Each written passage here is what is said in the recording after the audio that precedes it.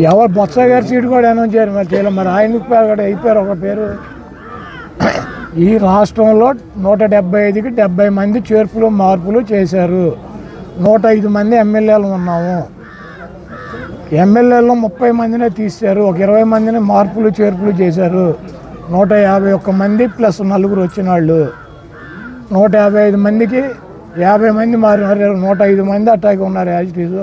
జగన్మోహన్ రెడ్డి గారు మార్పులు చేర్పుల్లో మారితే మారుతాడు, మార్చకపోతే వాళ్ళే ఉంటారు. గుడివాడలో మాజీ మంత్రి ఎమ్మెల్యే కొడాలి నానికి CM YS Jaganmohan Reddy check పెడుతున్నారా? నమ్మిన బంటు, తన కోసం ప్రాణాలిచ్చే వ్యక్తి కొడాలి నాని అని అసెంబ్లీ వేదికగా చెప్పిన సీఎం ఇప్పుడు ఆయన్నే పక్కన పెడుతున్నారా? ఈ అసెంబ్లీ ఎన్నికల్లో కొడాలి కంచుకోటైన గుడివాడ నుంచి టికెట్ ఇవ్వలేదని తేల్చి చెప్పేశారా? ఇందుకు ఇటీవల జరిగిన 1-2 పరిణామాలే బలం చేకూరుస్తున్నాయా అంటే తాజా పరిస్థితులను బట్టి చూస్తే ఇవన్నీ అక్షరాల నిజమేననిపిస్తోంది. ఎన్నికలు దగ్గర పడుతుండటంతో ఇప్పటి వరకు 60కి పైగా నియోజకవర్గాలకు ఇన్ఛార్జీలను నియమించిన జగన్ రెడ్డి కొన్ని కీలక జిల్లాలు, నియోజకవర్గాల జోలికి వెళ్లలేదు. ఇందులో కొడాలి నాని ప్రాతినిధ్యం వహిస్తున్న గుడివాడ కూడా ఉంది. కొడాలి నానికి టికెట్ ఇవ్వొద్దని ఓ వర్గం, ఇచ్చి తీరాల్సిందే లేకుంటే వైసీపీ పని అయిపోయినట్టేనని ఇంకో వర్గం. ఇలా నియోజకవర్గంలో రాజకీయం గందరగోళంగా ఉంది. నానికి తప్ప మరొకరికి ఛాన్స్ ఇచ్చే ప్రసక్తే లేదని ఆ మధ్య వైసీపీ పెద్దలు కూడా పరోక్షంగా సంకేతాలు పంపినప్పటికీ తాజాగా గుడివాడ పట్టణంలో పెద్ద ఎత్తున ఫ్లెక్సీలు వెలిశాయి. ఇందులో గుడివాడ నుంచి పోటీకి దిగబోతున్న సీనియర్ నేత మండల హనుమంతరావుకు శుభాకాంక్షలు చెబుతున్నట్టుగా ఉంది.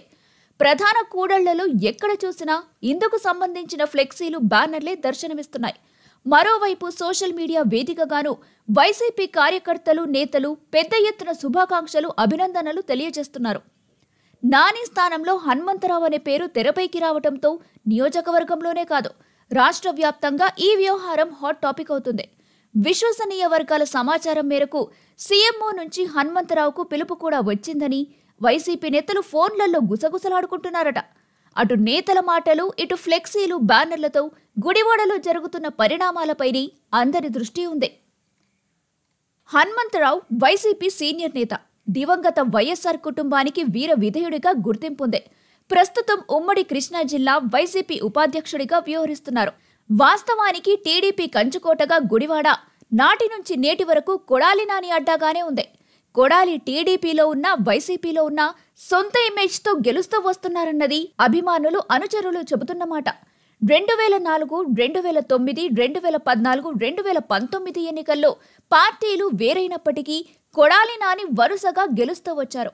2019లో వైసీపీ గెలిచిన తర్వాత జగన్ కేబినెట్లో మంత్రిగా కూడా పనిచేశారు. తిరుగులేని బలమైన నేతగా పేరు ప్రఖ్యాతులుగాంచిన వీటన్నింటికీ మించి వైఎస్ జగన్కు నమ్మిన బంటుగా, అత్యంత ఆప్తుడిగా ఉన్న నానికి టికెట్ ఇవ్వట్లేదన్న వార్త రాష్ట్ర రాజకీయాల్లో పెను సంచలనంగానే మారింది.